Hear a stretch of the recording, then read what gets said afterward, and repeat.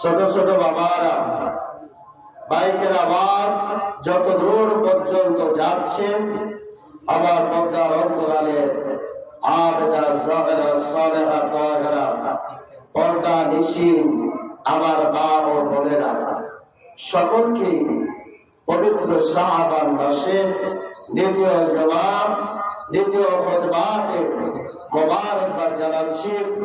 আল্লাহ জাল্লা শানহু, আল্লাহ তাবারক তাআলার দরবারে লক্ষ করে শুকর ও সুজুদ আদায় করছি যে আল্লাহ জাল্লা শানহু, আল্লাহ তাবারক তাআলা আমাদেরকে দয়া করে, মায়া করে, মহব্বত করে, ভালোবেসে জান্নাতের বাগান সানি কাবা, রিয়াজুল জান্নাত, বাইতুল্লাহ, আল্লাহর ঘর, মসজিদ, জবান নামাজ আদার উদ্দেশ্যে আসার এবং বসার তৌফিক দান করেছেন।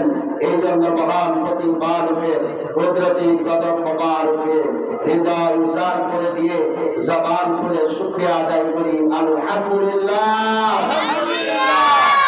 আর লক্ষ করে দরুদ ও সালাম তার চেয়ে অনেক অনেক বেশি সাইয়্যিদুস সাকালাইন নাবিয়্যুল হারামাইন ইমামুল কিবলাতাইন শামসুল আরিফিন সিরাজুস সালিকিন মিসবাহুল মুকাররাবিন রাহাতুল আশিকিন মুরাদুল মুস্তাকিন আফতাবে নবুওয়াত শাহিদ শামে রিসালা সুলতান মদিনা শামসুল হাদাত বদরুদ দুজা সুদরুল উলা মুনির হুদা কাইফুল ওরা মিসবাহুল জুরাত সাবিরুস সিয়াম শাফিউল উমাম সাহিবুল রসুল আল কারাম আল্লাহু আসিমু হাবিবিনা নবিয়িনা শফিনা মাওলানা মুহাম্মদ সকলের জবান খুলে বলে সাল্লাল্লাহু আলাইহি ওয়াসাল্লাম।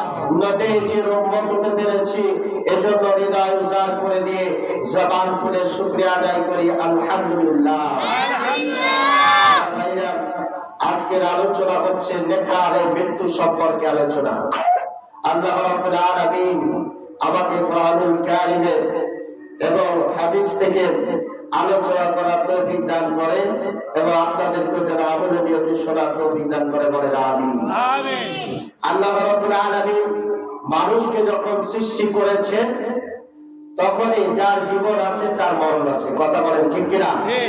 যে পৃথিবীতে এসেছে তাকে আবার পৃথিবী থেকে চলে যেতে হবে, কথা বলেন ঠিক কিনা? আমি আলোচনায় যাবার পূর্বে একটি রহস্য বলি।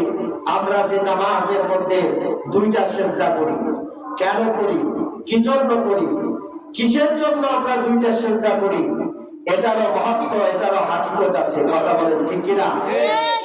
হযরত আলী কাররামুল্লাহ রাদিয়াল্লাহু তাআলা আল্লাহর কাছে জিজ্ঞাসা করা হলো, হে শেরে খোদা মাওলা আলী, আমরা তো নামাজের মধ্যে রুকু একটা করি, এক রাকাতে রুকু একটা করি, কিন্তু সেজদা দুইটা করি, কারণটা কি? হযরত আলী কাররামাল্লাহু ওয়াজহুল কারীম জবাব দিচ্ছেন, হে আল্লাহর রাসূলের সাহাবীরা শোনো, যে দুইটা সেজদা কেন করা হয়। প্রথম সেজদাটা হলো আমাকে আপনাকে যখন এই দুনিয়াতে পাঠানো হয়েছিল, এই দুনিয়ায় আমরা যখন এসেছি, আমাদেরকে যখন সৃষ্টি করা হয়েছিল, এই মাটি থেকে আমাদেরকে সৃষ্টি করা হয়েছে। সুবহানাল্লাহ।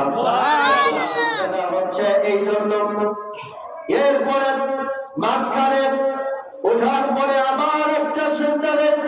দ্বিতীয় সিজদাটা হচ্ছে এই জন্য, আমাকে আপনাকে এই দুনিয়া ছেড়ে মালিকুল মউতের মৃত্যুর সোপান পার করে আমাকে আপনাকে যখন কবরের দেশে নিয়ে যাবে, সেটাও তো মাটির ঘর, কথা বলেন ঠিক কিনা? মাটির ঘরের মধ্যে রাখা হবে।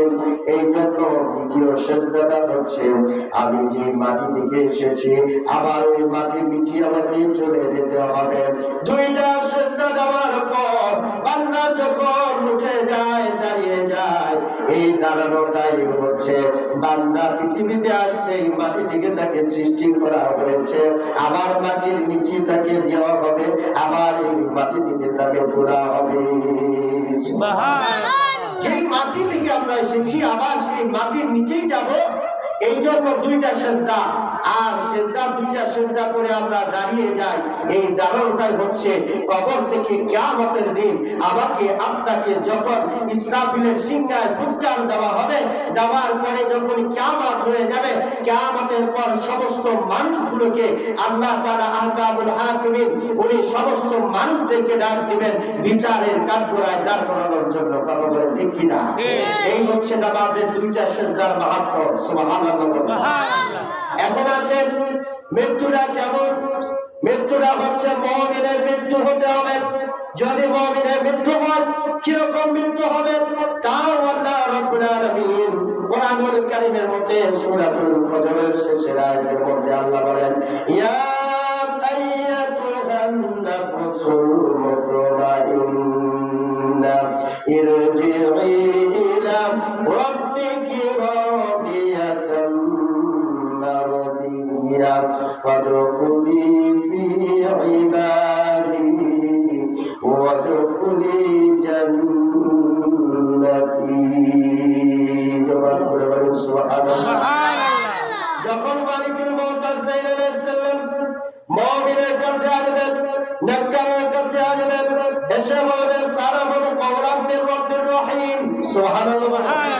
সূরাতুল ইয়াসিনের মধ্যে আয়াতে কারিমা বলবেন সালামুন কওলাম মির রাব্বির রহিম, আপনার উপরে আল্লাহর পক্ষ থেকে শান্তি বর্ষিত হোক। আল্লাহর রবের হুকুম হয়ে গেছে, আপনার রব আপনাকে ডাক দিয়েছে, আপনাকে যাবার জন্য আপনি তৈরি হয়ে যান। সুবহানাল্লাহ। সাল্লাল্লাহু এসে নেককারের পাশে দাঁড়ায়া বলবে, ইয়া আইয়াতুহান নাফসুল মুতমাইন্না, হে পবিত্র আত্মার মালিক, ইরজিই ইলা রাব্বিকি রাদিয়াতাম মারদিয়া ফাদখুলি ফি ইবাদি ওয়াদখুলি জান্নাতি। সুবহানাল্লাহ। বলবে, হে পবিত্র আত্মার মালিক, আল্লাহ রাব্বুল আলামিন আপনার উপরে রাজি আছেন, খুশি আছেন, আপনিও আল্লাহর প্রসন্নর দিকে অগ্রসর হন। আল্লাহ আপনার উপরে খুশি, আপনিও আল্লাহর উপরে প্রসন্ন হয়ে আপনার মাহবুবের সাথে মোলাকাত করার জন্য আপনি চলে আসেন। আল্লাহ রাব্বুল আলামিন আপনাকে ডাক দিয়েছেন, কারণ আপনাকে এই জন্য আপনার উপরে আল্লাহ খুশি হয়েছে। ওয়াদখুলি ফি ইবাদি ওয়াদখুলি জান্নাতি। সুবহানাল্লাহ। খুশি আছেন যে আপনি এত ইবাদত করেছেন, এত বندگی করেছেন। রাতের গভীরে মানুষগুলো যখন ঘুমায়া পড়ত, আপনি রাত্রবেলা জাগ্রত হয়ে সিজদায় পড়ে থাকতেন। কারণ আল্লাহ সবচাইতে বান্দার কাছে দুইটা জিনিস পছন্দ করে, একটা হলো সিজদা, আরেকটা হলো বান্দার চোখের পানি। সুবহানাল্লাহ। দুইটা জিনিস আল্লাহ রাব্বুল আলামিন পছন্দ করে, একটা হচ্ছে বান্দা চোখের পানি, আর আরেকটা হচ্ছে সিজদা। বান্দা যখন সিজদা দেয়, এই জমিনটার কোনো দাম নাই, কিন্তু এই জমিনে আমার আপনার কপাল ঠেকার কারণে এই জমিনের দাম বেড়ে গেছে। সুবহানাল্লাহ। কারণ কারণ এই জমিন একবারে নর্দমার মতো আমাদেরকে সিজদা দিতে হয়, ময়লার মতো সিজদা দিতে হয়। কারণ কি জন্য? কাকে? আল্লাহকে খুশি করার জন্য এই সিজদাটা আমরা জমিনে দেই, তাই এই জমিনটা দামি হয়ে গেছে। সুবহানাল্লাহ। শুধুমাত্র সিজদার কারণে। কিসের কারণে? এই সিজদা দেওয়ার কারণে জমিনের দাম বেড়ে গেছে। সুবহানাল্লাহ। শুধু তাই নয়, আমি আপনি আল্লাহকে সিজদা করার কারণে বান্দারও দাম বেড়ে গেছে। সুবহানাল্লাহ। এজন্য আমরা মুমিনের মৃত্যু চাই কি চাই না? কথা বলেন, চাই কি চাই না? মুমিনের মৃত্যু হতে হলে কি করতে হবে? আমাকে 5 ওয়াক্ত নামাজ পড়তে হবে, সত্য কথা বলতে হবে, হক পথে চলতে হবে, সুদ ছাড়তে হবে, ঘুষ ছাড়তে হবে, জেনা ছাড়তে হবে, মিথ্যা ছাড়তে হবে, পরের হক নষ্ট করা বন্ধ করে দিতে হবে এবং পর নিন্দা ছেড়ে দিতে হবে। আমাকে আপনাকে নির্ভীল হতে হবে। কথা বলেন ঠিক কিনা? যদিও আমি এগুলো ছাড়ার পরেও যদি আমার চলার ক্ষেত্রে বলার ক্ষেত্রে যদি গুনাহ হয়ে যায়, আল্লাহ বলেন আমি রহমান, আমি রহিম, বান্দা তোমাকে আমি ক্ষমা করে দিব। সুবহানাল্লাহ। কিন্তু এগুলো তোমাকে ছাড়তেই হবে। এগুলো কি করতে হবে? ছাড়তে হবে। যখন মুমিনের মৃত্যুটা এসে পড়লো, আজরাইল রূহখানা নিয়ে যাচ্ছে, হাদিস পাকের মধ্যে আসছে, রূহখানা নিয়ে যখন আসে আজিমের দিকে রওনা হচ্ছেন। কোন দিকে আসে? আজিমের দিকে। সুবহানাল্লাহ বলেন। এই আকাশের দিকে যখন যাচ্ছেন, আসমানের প্রথম আসমানের যতগুলো ফেরেশতার দল আছে, এই ফেরেশতারা বলতে থাকেন, হে ভাই আজরাইল, এই রূহখানা কার? সুবহানাল্লাহ।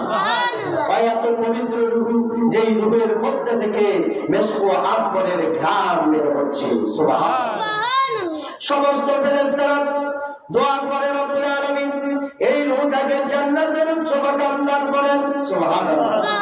দ্বিতীয় আসমানে একই অবস্থা, তৃতীয় আসমানে একই অবস্থা, চতুর্থ, পঞ্চম, ষষ্ঠ, সপ্তম আসমান যখন অতিক্রম করার পরে ওই ফেরেশতারা বলেন যে আজরাইল, এই রূহখানা কার?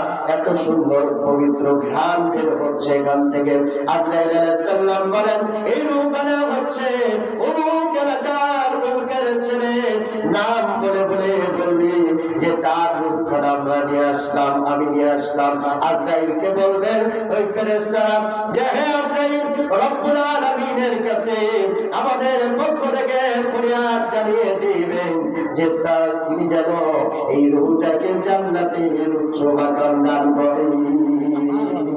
নেককারের রূহের জন্য আল্লাহ রব্বুল আলামিনের নূরের ফেরেশতারাও দোয়া করেন। সুবহানাল্লাহ। তাহলে নেককার কারা ছিল? নেককার কাদের হতে হবে? আমি নামাজ পড়লাম, রোজা রাখলাম, সবকিছু করলাম, কিন্তু নবীজির প্রেম যদি আমার অন্তরে না থাকে, আবার নামাজ রোজা সব বৃথা। কথা ঠিক কিনা? এই জন্য কবি বলেন, মিলাদের আসে গে যদি আমি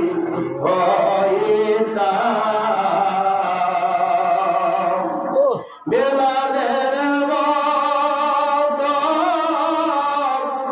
আসে গে যদি আমি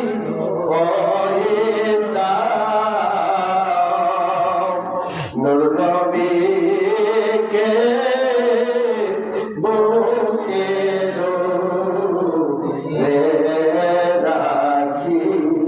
রাখিতাম, নূর নবীকে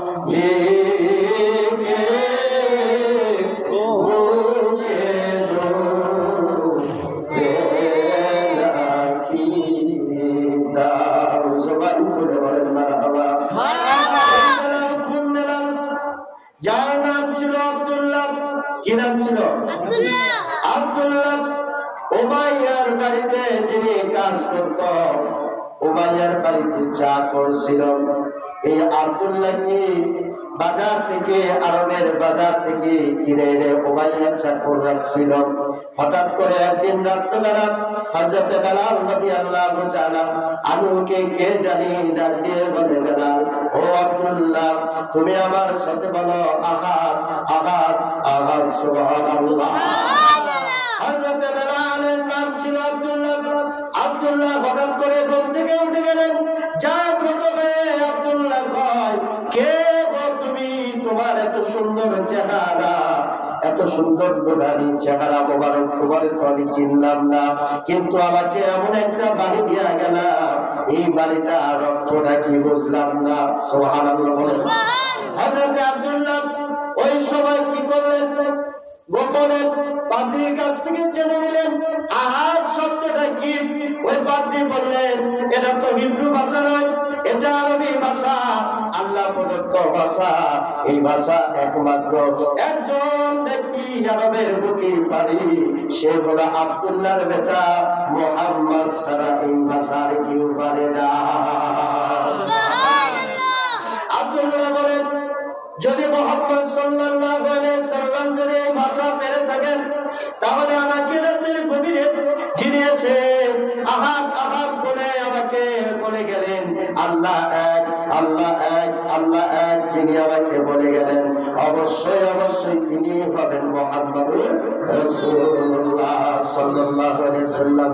আব্দুল্লাহ এখন মনে মনে গুনগুন করে একই কথা বলেন, আহাদ আহাদ আহাদ নামে জিকির করেন। সারাদিন মাঠের মধ্যে ছাগল চড়ায়, রাত যখন হয়ে যায় ছাগল গুলাকে ঘরের মধ্যে বান্ধার পরে আব্দুল্লাহ রাতের গভীরে বসে দেখে আব্দুল্লাহ ডাক দেয় আহাদ আহাদ আহাদ আহাদ বলে সুবহানাল্লাহ। আব্দুল্লাহ বলে, আমি এক আল্লাহর উপরে বিশ্বাস আনলাম, আমি আল্লাহকে মানলাম, আল্লাহর উপরে ঈমান আনলাম, ইয়াকিন আনলাম, আল্লাহ রাব্বুল আলামিনের উপরে বিশ্বাস আনার পাশাপাশি যার চেহারা দেখে আমার হৃদয় জুড়াইয়া গেল রে, সেই চেহারা, এত সুন্দর চেহারা একবার যদি আমি আবার দেখতে পারতাম, আমার মনটা ঠান্ডা হয়ে যাইত।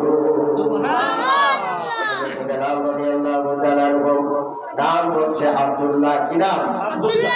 নাম এখনো হয় নাই। আব্দুল্লাহ নাম তিনি রাতের গভীরে আহাদ আহাদ বলেন এইভাবে জিকির করতে থাকেন। হঠাৎ করে তার পুকুরে এসে উমাইয়াকে জানায় দেয়, আপনার চাকর আপনার নাম গান করা বাদ দিয়া রাতের গভীরে জেগে জেগে সে যেন কার জানি নাম গান করে। সকালবেলা উঠতে তার দেরি হয়ে যায়, সারা রাত ধরে ধরে আহাদ আহাদ করে জিকির করে। এই আহাদটা কি আমরা তো বুঝলাম না, মালিক আপনি দেখেন সে প্রত্যেকটা দিন দেরি করে ছাগল নিয়ে মাঠে যায়। সকালবেলা ঠিক আছে, আগামীকাল সকালবেলা আমি পাহারা দিব, দেখবো সে কি করে। উমাইয়া দরজার কাছে যায় দাঁড়িয়ে আছে, সারা রাত জায়গায় দেখে গুনগুন গুনগুন করে আহাদ আহাদ আহাদ আহাদ আহাদ নামের জিকির করে। সকালবেলা ফজর যখন হয়েছে, সূর্য যখন উঠে গেছে, দরজার মধ্যে ডাক দিয়ে কয়, আব্দুল্লাহ আব্দুল্লাহ এখনো ঘুমে আছিস? ঘুম থেকে গোলামের বাচ্চা গোলাম, তোকে কিনে এনেছি, এখনো তুই ঘুরে আছিস? তুই আমার নাম গান করা বাদ দিয়ে, আমার গুণগান করা বাদ দিয়ে এই আহাদটা আবার কে, কার গুণগান তুই করিস? নাউজুবিল্লাহ বলেন। আব্দুল্লাহ দরজা খুলেন। দরজা খোলার পরে আব্দুল্লাহ চোখের দিকে তাকাইছে, তাকানোর পরে দেখে আব্দুল্লাহ চোখগুলো ছোট ছোট হয়ে আছে আর চোখের পাতাগুলো ফুলে আছে। মনে মনে সারা রাত ধরে ধরে কেঁদে কেঁদে দুইটা চোখ আব্দুল্লাহ ফুলে গেছে। বলে সুবহানাল্লাহ। উমাইয়া কয়, গোলামের বাচ্চা গোলাম, তোরে টাকা দিয়ে কিনে আনছি, তুই আমার নামের জিকির করবি, উমাইয়ার নামের জিকির করবি। তুই উমাইয়া নামের জিকির না করে তুই আহাদ নামের জিকির করিস। সেই আহাদ নামটাকে তুই কি জানিস? সেই আহাদ নামের অর্থ কি? উমাইয়া তখন তার পাদ্রীর কাছে তার পণ্ডিতকে ডাক দিলেন, জ্যোতিষীকে ডাক দিলেন। ডাক দেওয়ার পরে জ্যোতিষীকে বলেন, হ্যাঁ জ্যোতিষী, এই আহাদ নাম কার? কয়, এই তোমার চাকর আব্দুল্লাহকে পাগল করেছে আরবের বুকে, যার কদম পড়ার সাথে সাথে চতুর্দিকে নূরের ঝর্ণা, নূরের ফোয়ারা অতিক্রম প্রবাহিত হওয়া শুরু হয়ে গেছে।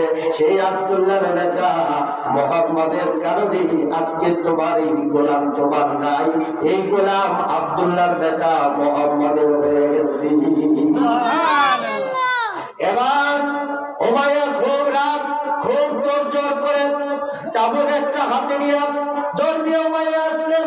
আসার পরে আব্দুল্লাহকে ডাক দিয়ে বলে, আব্দুল্লাহ আজ থেকে তুমি আহাদ নামের জিকির ছেড়ে দাও, তোমার টাকা পয়সার অভাব হবে না, তোমার খাবারের অভাব হবে না, তোমার কোনো কিছুর অভাব হবে না। আব্দুল্লাহ কয়, উমাইয়া রে, তুমি তো আমার দুনিয়ার মালিক, তুমি আমার বাজার থেকে 10 দিরহাম দিয়ে কিনে আনছো, কিন্তু ভাইয়া আমি রাতের গভীরে যখন আমার নামের জিকির করি, এই নামের জিকির করার পর সারাদিন আমি যে পরিশ্রম করি, উমাইয়া পরিশ্রম করার ফলে আমার শরীর ক্লান্ত হয়ে যায়। আমি যখন রাতের গভীরে আমার নামের জিকির করি, আমার পুরা শরীর একবারে ঠান্ডা শীতল হয়ে যায়, শরীরে কোনো ক্লান্তি থাকে না।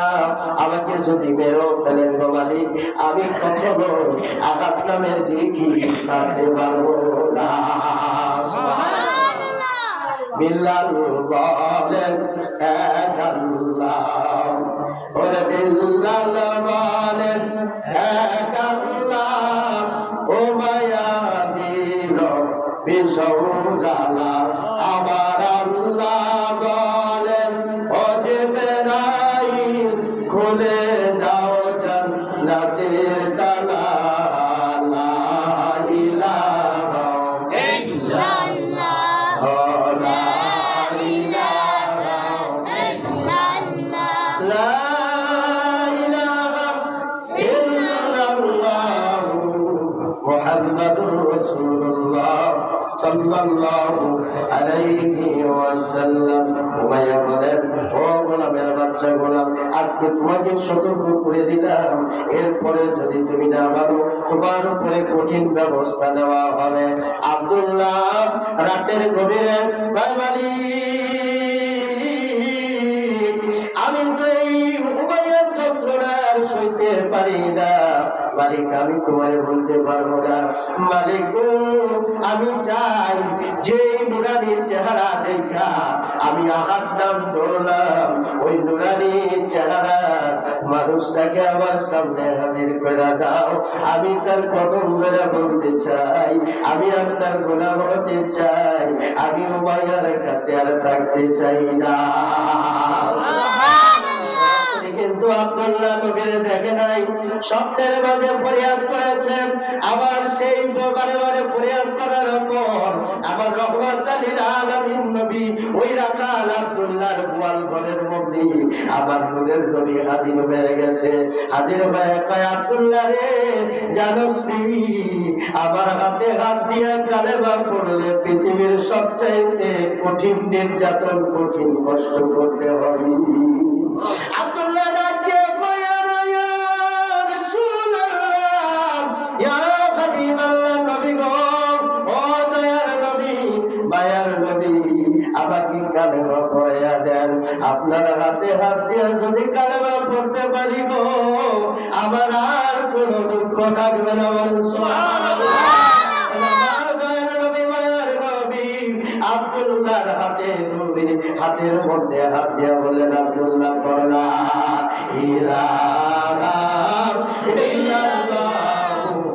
মুহাম্মাদুর রাসূলুল্লাহ সাল্লাল্লাহু আলাইহি ওয়াসাল্লাম।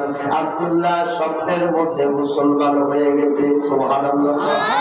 স্বপ্নের মধ্যে মুসলমান হওয়ার পর এবার তার জিকির হলো লা ইলাহা ইল্লাল্লাহ, লা ইলাহা ইল্লাল্লাহ, লা ইলাহা ইল্লাল্লাহ নামের জিকির যখন রাতের গভীরে করি, আব্দুল্লাহর এই আওয়াজ উমাইয়ার কানে পৌঁছে গেছে।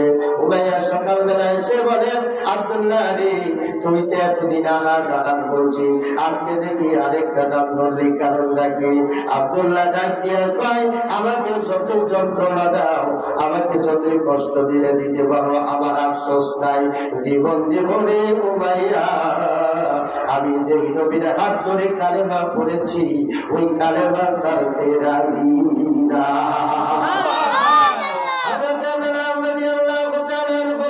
আব্দুল্লাহ যখন বলল, আমাকে মেরে ফেললে মেরে ফেলতে পারেন, আমার আফসোস নাই, কিন্তু আমি যেই কালেমা গ্রহণ করেছি, আমি এই কালেমা ছাড়তে রাজি না।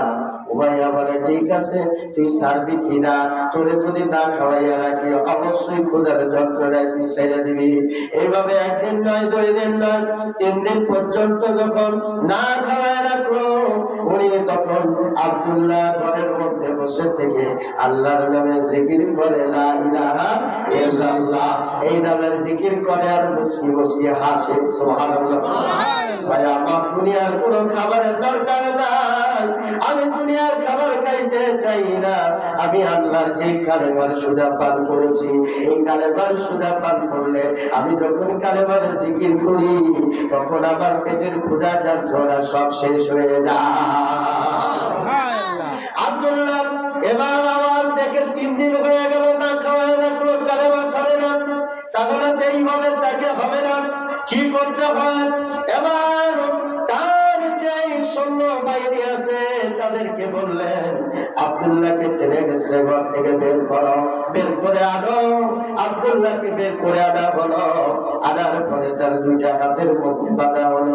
2 হাতের মধ্যে বাঁধার পর তার সবচাইতে তেজস্বী একটা ঘোড়া ছিল। এই ঘোড়ার উপরে এই উমাইয়া নিজে আরোহণ করলো। করার পরে আব্দুল্লাহর 2 হাতের মধ্যে বান দিয়া ঘোড়ার পিছনে বান লাগাইয়া দিয়া আব্দুল্লাহকে যখন উত্তপ্ত মরুর বালুর বুকে যখন টায়া গেছে, যখন দৌড়াচ্ছিল, আব্দুল্লাহর বুক গুলো শুনে যাচ্ছিল। এরপরে তার জবান দিয়ে বের হচ্ছে আহাদ আহাদ এরপরে আব্দুল্লাহকে এত কষ্ট দেওয়া হলো, এত যাতনা দেওয়া হলো, জবান দিয়ে এত সব বিস্তারিত আলোচনা করা সম্ভব না। এত কষ্ট যাতনা দেওয়ার পরে রে বাজান, ও আমার ভাইয়েরা, আমার বন্ধুরা, আব্দুল্লাহকে যখন কষ্ট যাতনা দিচ্ছিল, এরকম সময় হযরতে সিদ্দিক আকবর আবু বকর সিদ্দিক রাদিয়াল্লাহু তাআলা আনহু উনি তাকায়া দেখি আরবের এই মরুভূমির মধ্যে গোলামকে টেনে গেছে, এমনি ভাবে ঘোড়ার পিছনে বেঁধে টানা হচ্ছে, বুকের উপরে পাথর চাপা দিয়ে টানা হচ্ছে। এত কষ্ট কেন দেওয়া হচ্ছে? তার সৈন্য বাহিনীকে ডাক দিয়ে বললেন, ও সৈন্য বাহিনীরা শোনো, আব্দুল্লাহকে কেন এত কষ্ট দেওয়া হচ্ছে, কি জন্য এত কষ্ট দেওয়া হচ্ছে? আব্দুল্লাহর অপরাধটা কি? মানে আব্দুল্লাহর অপরাধ হচ্ছে সে আহাদ নামের জিকির করে। স্বপ্নে কার কাছে জানি, কার মাধ্যমে জানি শিক্ষা গ্রহণ করেছে। করার পরে আব্দুল্লাহ আহাদ নামের জিকির করে, আহাদ আহাদ বলে জিকির করে। আবু বকর সিদ্দিকের বুঝতে বাকি নাই। আবু বকর সিদ্দিক বুঝতে পারলেন রহমাতুল লিল আলামিন নবী আব্দুল্লাহর কপাল খুলে দিয়েছে, তাকে স্বপ্নের মাঝে দিদার দিয়ে দিয়েছে। এবার ডাক দিয়ে বলে, উমাইয়ারে কও, এই চাকরে আমি কিনা নিব? কয় টাকা হইলে চাকরে আমার কাছে বিক্রি করবা? আবু বকর সিদ্দিক যখন বললেন, উমাইয়া বললেন, আমি কি বিক্রি করতে পারি? তাকে আমি কিনেছি 10 দিরহাম দিয়া। এখন যদি আমি তারে কিনতে হলে আমাকে 10,000 দিরহাম দিতে হবে। 10,000 দিরহাম। আবু বকর সিদ্দিক কয়, আমার কাছে 10,000 দিরহাম নাই, আমার কাছে মাত্র 10 দিরহাম আছে, আর হয়তো কিছু খরচের জন্য আছে, এগুলা মিলে মিশে হয়তো 15 থেকে 20 দিরহাম হবে। এটা নাম। আর আমার মাথার পাগড়িটা দিয়ে দিলাম, এই পাগড়িটা বিক্রি করলে সিরিয়ার বাজারে মিনিমাম আপনি 50 থেকে 60 দিরহাম পাবেন। সুবহানাল্লাহ। মাথার পাগড়ি আর 20 দিরহাম টাকা দিয়ে আব্দুল্লাহর হাতে ধরে আব্দুল্লাহকে নিয়ে বলে, আব্দুল্লাহ, তুমি এত কষ্ট সহ্য করলা, কিন্তু কেন তুমি এইভাবে কালেমা এটা ছাড়লা না? উমাইয়ার কথা কেন মানলা না? আব্দুল্লাহ ডাক দিয়া কয়, আপনি কি? আপনাকে তো আমি চিনি না, কিন্তু আপনার কাছ থেকে আমি স্বপ্নের মাঝে যার চেহারা, যার শরীরের ঘ্রাণ পেয়েছিলাম, আপনার শরীর থেকে তার শরীর মোবারকের ঘ্রাণ পাওয়া যায়। নিশ্চয়ই আপনি নবী মুহাম্মদুর রাসূলুল্লাহ সাল্লাল্লাহু আলাইহি সাল্লামের সাথী হবে। এবার আবু বকর সিদ্দিক বলেন, আরে আব্দুল্লাহ খান, আমার নাম হচ্ছে সিদ্দিকে আকবর।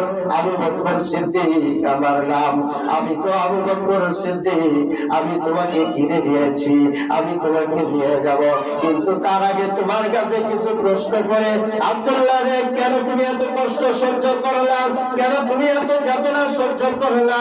কিসের জন্য তুমি যাতনা সহ্য করি? তুমি আহাদ নাম ছাড়লা না, কারণ কি?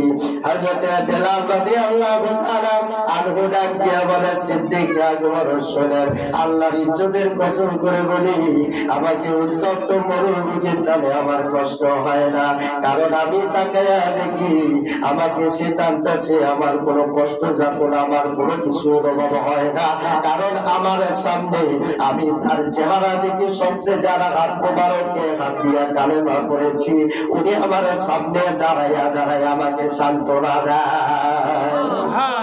আমি নবীজির চেহারা দেখে সিদ্দিক আকবর আমি সব চেতনা ভুলে গেছি। সুবহানাল্লাহ। এবার সিদ্দিক আকবর নবীজির কাছে নিয়ে গেলেন, নিয়ে যাওয়ার পরে নবীজির সামনে যখন দাঁড় করালেন, আমার রহমাতাল লিল আলামিন নবী হযরত আব্দুল্লাহকে টান দিয়ে নিয়ে বললেন, আব্দুল্লাহ রে, আজ থেকে তুই আব্দুল্লাহ নয়, আজ থেকে তুই আমার হৃদয়ের জায়গায় স্থান করে দিলাম, আজ থেকে তোর নাম হলো বেলাল। আমার নবী জানে টান দিয়ে নিয়ে বুকের সাথে বুক মিলাইয়া যখন বসা দিছে, যাওয়ার সাথে সাথে সালমানরা উঠে গেছিল বাজার, কিন্তু যখন এই নবীজি শরীর মোবারকের ছোঁয়া পাইয়া আব্দুল্লাহর নাম হলো বেলাল, আর এই বেলালের সমস্ত শরীরের সমস্ত চামড়া গুলো সব কিছু আবার আগের মতো হয়ে গেছে। যেই নবীজির শরীর মোবারকের ছোঁয়া পাইয়া আব্দুল্লাহ বেলাল হয়ে গেছে, যেই নবীজির শরীর মোবারকের ছোঁয়া পাইয়া বেলালের কপাল খুলে গেছে, যেই নবীজির শরীর মোবারকের ছোঁয়া পাইয়া হযরত বেলাল রাদিয়াল্লাহু তাআলা আনহুর সমস্ত ঘাগুলো ভালো হয়ে গেছে, সেই নবীজির দিদার আমরা পাইতে চাই কি চাই না? আমরা দুটি হাত তুলে বলে কে কে আমরা নবীর দিদার পেতে চাই? নারায়ে তাকবীর, আল্লাহু আকবার, নারায়ে রিসালাত, ইয়া রাসূলুল্লাহ। নূর নবীজি যেখানে আমরা আছি সেখানে, হায়াতুল নবী যেখানে আমরা আছি সেখানে, মিলাদ কিয়াম যেখানে আমরা আছি সেখানে, আল্লাহ কবুল করুন বলেন আমিন। আমরা নবীজির দিদার পাইতে চাই, কথা বলেন ঠিক কিনা? নবীজির দিদার পাইতে হলে সব সময় নবীর দরুদ পাঠ করতে হবে। কি করতে হবে? নবীর দরুদ পাঠ করতে হবে। কোরআনে এত নবীজির শান মুনাফিক দেখে না, ইমানদার দিওয়ানা যেতে চায় মদিনা, ইমানদার দিওয়ানা যেতে চায় মদিনা। কত বলেন ঠিক কিনা? ইমানদাররা আশিকরা নবীজির রওজাতে যাবার জন্য পাগল হয়ে যায়, কথা বলেন ঠিক কিনা? একবার নবীজির রওজায় গিয়েছে, তার মনটা বারে বারে যাইতে চায়, কথা বলেন ঠিক কিনা? আমাদের সকলকে সোনার মক্কা মদিনায় যাওয়ার তৌফিক দান করুন বলেন আমিন। আমাদেরকে নবীজির দিদার নসিব করুন বলেন আমিন। আগামী জুমাতে যদি আল্লাহ বাঁচায় রাখে বিলালের বাকি কাহিনীটুকু বলার চেষ্টা করব। আল্লাহ রাব্বুল আলামিন আমাদের সকলকে সেই তৌফিক দান করুন বলেন আমিন। পবিত্র শবে বরাতের রাত, কিসের রাত? শবে বরাতের রাত। এই রাতে কি ঘুমাইয়া থাকবেন না আল্লাহকে ইবাদত করবেন? ঘুমায়